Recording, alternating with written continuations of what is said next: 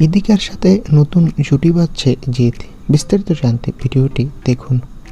জিৎ কাজের বাইরে মানুষটা একেবারে ব্যক্তিগত পরিসর আড়ালে রাখতে পছন্দ করেন এবং তিনি কাউকে হেটা করেও কিছু বলেন না, এমনকি সব অনুষ্ঠানে তাকে দেখাও যায় না। তবে শেষ কিছু সময়ে বাংলার বুকে ঠিক কী হচ্ছে সেসব খবর রাখেন তিনি। ভারতের অনেক তারকাই ইডির তরফে ডাক পেয়েছিলেন প্রসঙ্গে বেটিং অ্যাপ। কিছুদিন আগেও দিল্লিতে ইডি দপ্তরে অনেক তারকাদের সঙ্গে ডাকা হয়েছিল। তবে এবার জিৎ জানালো এসব কিছুর সাথে নেই তিনি। আর জিৎ নাকি এবার নতুন সিনেমাতে ইদিকা পালের সাথে চুক্তিবদ্ধ হয়েছে।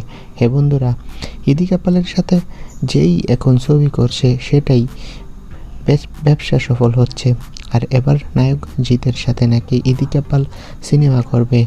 তো বন্ধুরা, তোমরা কে কে খুশি জিৎ আর ইদিকা পালের নতুন সিনেমা আসলে? কমেন্ট করে জানাও। ধন্যবাদ।